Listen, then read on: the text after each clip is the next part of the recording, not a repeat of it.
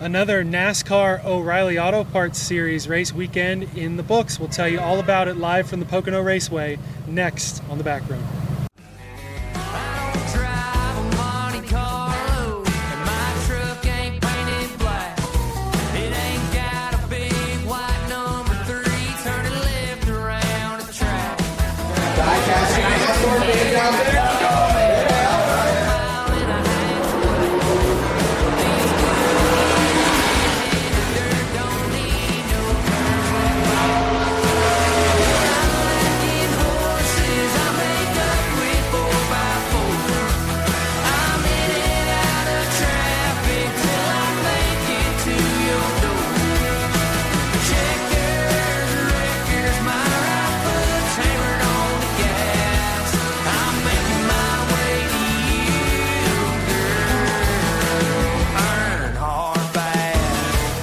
What's up, everybody? Welcome to one of two Saturday night special backyard episodes live from the Pocono Raceway start-finish line scoring tower. All the fun that took place right behind us, Seth Elliot Hicks and Seth Woolcock here, if I didn't say so already.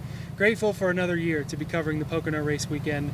It was a heck of a day today, and the O'Reilly Auto Parts Series MillerTech 250 was a great one, Seth. It absolutely was, Elliot. A little bit of a rocky start, to say the least. A lot of cautions in this one, but it turned out to be a phenomenal end to the race, and also a great story with Justin Allgaier, of course, cashing that outright, but more importantly, getting his first win up here in Long Pond. 5 wins on the year for Allgaier. He's been so dominant that he's already clinched a spot in the chase, no matter what happens. That's how ridiculous of a season he's having. Dale Earnhardt Jr., another big part of the celebration today. Not as the crew chief for a JRM car this time, but up here, the whole family around as well. Really special moment there. We were able to talk about that a little bit in the press conference. Got to make sure that video gets out there. We may not have it for you right now, but in any case, we want to make sure we do it right, just like Justin Allgaier did. He was able to nail that late race restart with a little bit of help from the Haas Factory boys, not really working together like you would think. Sam Mayer, probably the other real dominant car of the day. He and Sheldon Creed. Creed makes a big move to the inside, doesn't quite work out, and it hurts Mayer more than anybody else to leave Gator that opportunity to run away. Yeah, and we saw earlier on a previous restart that we thought might be the final one. Those guys got together, they linked up. Sheldon Creed pushed Mayer very brilliantly, and Mayer kind of half-assed it into turn one. Gator was able to go up along the outside of him, and this time, as we'll talk to Sheldon Creed here, really didn't want to be put 3 wide is what seemed to be the difference here. So unfortunately, it seemed like it was the wrong move, but in the time, you can understand the move from Creed. We were able to talk to both of the Haas Factory Team drivers on pit road after the race. Here's what they had to say. Yeah, it's a dog-eat-dog world out there on this racetrack. The dirty air, the handling of these race cars, just the aging of the racetrack. Like this place is wild now. If your car handles good, you're having a good day, you're having fun. But if your car's handling bad, like it was for us this morning, it was a rough morning. But we turned it around. These boys at Haas Factory Team did a really good job executing today. Sucks to come up a little bit short, but good points today. We needed another day like this. We got to keep stacking these finishes up, and we'll be in a good spot. But obviously, there's a lot more room for growth, and hopefully by the end of the year we can do that and go execute and try to win a championship. Because if the 7 keeps doing days like this, man, I don't even know what we're going to do, because when you're 40, 50 points behind, you're never going to make that up. So we just got to start winning, got to start beating them, and showing them who's boss. And I had kind of mentioned, like, hey, start, like, kind of turn left when we get to the line so we're not both vulnerable. And that worked out really well. And then that last restart, I was hoping he was kind of going to do the same thing. And the 19 timed it well. And, to be honest, I just didn't want to get put 3 middle. So I pulled out and was kind of hoping he was going to big block me and I could continue pushing him. But, yeah, I got inside of him, tried to give myself an opportunity at that point, and then I got super loose landing into one, and then I ruined both of our opportunities at winning or running both of us top 3. So that's the tough part about racing, up front with teammates towards the end of races.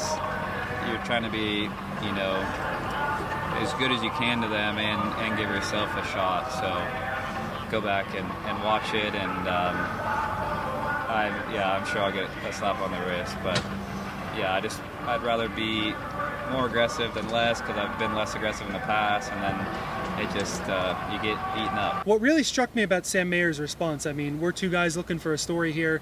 Sam Mayer at times has been a little bit of a hothead, Sure. has had some interesting stuff to say. Yeah. So right after that happens, the first instinct is we're going straight to Sam Mayer because he's going to have something interesting to say. And it was, but not for the reasons that we thought it would.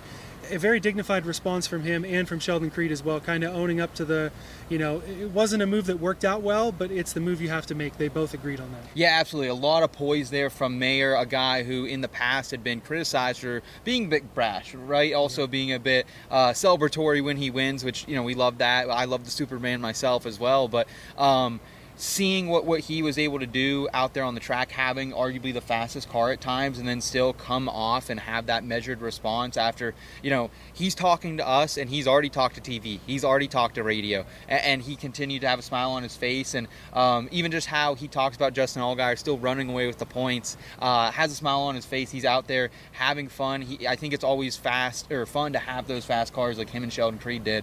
So hats off to both those gentlemen, obviously. And for both of the Haas boys, honestly, being able to lock down top 5 finishes with all the bad luck that they've had this year, they got to take some solace in that for sure, especially in a race today, Seth, that had plenty of attrition. Early on, man, it felt like in the first half of the race we were barely able to get a green flag run. All started lap 1, turn 1. Corey Day hits one of these bumps around this racetrack that's got a lot of character, hits one of those bumps, wipes himself out, takes out Jesse Love, damage to other cars as well. That was one of 10 cautions for 39 laps. There were 11 cars that did not finish this race today, Seth. Yeah, and you had your usual suspects back there in the Squirrel's Nest causing chaos, the Natalie Deckers of the world, the Patrick Starpoli as well. But to see 2 championship contenders, especially Love, who apparently did not like his car much in practice, but was fast and continued to work on it. He gave a funny interview on the broadcast saying that, hey, I really liked what my car had through one turn there, and a shame he couldn't finish the race. But I mean, now they are in such a hole that it's going to be tough to claw their way back. Jesse Love is someone in particular. Elliot, you and I, we were high on him last year. We both hit a really nice championship ticket. That isn't the case that we're seeing right now from the youngsters. So for someone who might have his final season in O'Reilly, we need to see him kind of pick it up down the stretch. And Corey Day, he's been good all season long, so I think he'll continue to have speed. But you want someone like Corey Day, especially if he's going to take that next level jump soon. You want him having experience on this track, which unfortunately he did not get today. They call it the tricky triangle for a reason, and every year we see multiple reasons why that nickname has stuck. Part of the chaos today, and multiple drivers mentioned this too, could be a new tire compound that was brought here. You mentioned the pole speed was down, and lots of wildness today that could have been contributed by the tires. Yeah, over a second and a half difference from what we saw a pole qualifying time here in Long Pond a year ago. So that has definitely mixed things up for these O'Reilly Series teams. And I think we're seeing it more as this Pocono track continues to age as well. They're not laying some of the same compound they had in the past as well. So I think altogether, this is becoming one of the trickier tracks out there right now, especially, you and I kind of discussed after that race is the bottom of the O'Reilly Series right now. It really are these youngsters who they have a good opportunity in front of them, but maybe they're not the most experienced of the world. Of course, you have these guys who are setting records for O'Reilly Series starts right now and doing some great stuff in this series, but at the same time, you have a lot of inexperience at the end of the pack, and kind of showed itself today. I also wanted to mention a great run for Viking Motorsports. They've been really impressive all year. Parker Retzlaff nearly wins stage 2. The finish wasn't as good as it should have been for leading laps and having speed.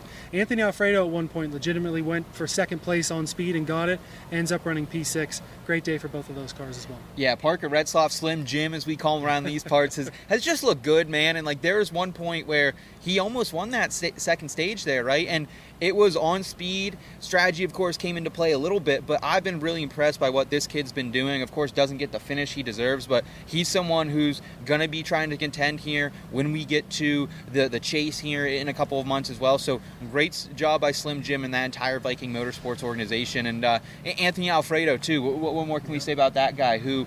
He's bounced around here, but he continues to show that he belongs in this series and is going to continue to put out good starts, and someone we need to consider along with Retzlaff for that top 10 market. I mean, we've been seeing Retzlaff right now. He's getting into that minus money territory, which is just justice due, I think. But taking these long shots in that top 10 market, whether you're betting on Kalshi, whether we're getting those from Bet365 too, that is a market I think we need to continue to explore because chaos can happen in the series as we saw today. Yeah, couldn't agree more. Love when we get those top 10 markets, and that was your only hit of the day. Had the Sam Mayer top 10. It was fun riding the 19-1 outright all the way to the end. Didn't end up coming through though, but at least made one of us some money today. Yeah, congrats on just riding that 19-1 outright. That's why sometimes, as you say, we go a little Leroy Jenkins out there and take some gainers. So to have that bet, it is still a good bet. So you can take some solace in that yourself, as those drivers can take solace in the top 5 finishes they had. But yeah, something for me, Gator didn't have the best results here, but I think we both thought this is a guy who can continue to win. We've been betting him all year in the top 5 market. I think now it's time, hey, let's start laying some outrights down, because whether it's William Byron, whether it's Kyle Larson, whichever one of these Cup Series regulars are coming down week in and week out, Justin Allgaier still really the cream of the crop in the O'Reilly Series right now. Yeah, I mean, we didn't even mention Byron. He ran the 88 today. Ended up finishing P3, but was not really a dominant car like the odds oftentimes show that he is. And yeah, Allgaier is one of those, like my Denny Hamlin bet, 3-1 at the beginning of the weekend. Yeah. That's the kind of juice you're usually getting on Allgaier. It's usually not much worse than that, thankfully. So it's one of those where the juice is probably worth the squeeze. And as we say, you only pay the juice if you lose. So Allgaier definitely going to be someone that we look at moving forward. We were both on opposite sides of a matchup today and didn't realize it till about halfway through the race. I had Cruz over Zilisch. Yeah. You had Zilisch over Cruz. Brent Cruz ends up second. Zilisch ends up ninth. So that was a fun little victory for me today too. Bet Carson Kvapil live. He had a good start to the race in that 9 car. Ended up finishing 10th. It was maybe not my best use of $1, but hey, you got to send it sometimes, Leroy Jenkins. Right? Yeah, you got to Leroy Jenkins. I saw Allgaier out there live. I asked you his number at one point was plus 350, so there is some value in still waiting and playing this market slow if Gator's not going to get off to a quick start. But right now, it really is hard, unless you're getting some good numbers on other drivers, it's hard to bet against Gator, right? And we're going to take, if you get a Sam Mayer who's live to win a race at 11 or 19-1, even anything above 11, 12-1, I think it's worth the squeeze there. But still, it's going to be really Justin Allgaier's season the rest of the way. Right now, up 250 plus points on the rest of the field. Of course, those will reset when we get back to the chase and the playoffs. However, what's stopping us from right now, going and laying down a Justin Allgaier championship ticket? Before coming into this race, it was still 2-1. It's going to be a little bit less now, but I mean, look, if you're trying to get the honey little something nice for Christmas, maybe that's the way you start your investment right there, my friend. Well, it certainly was a great Saturday show for the O'Reilly Series here at Pocono. Thanks for watching. We'll see you next time on the Back Road.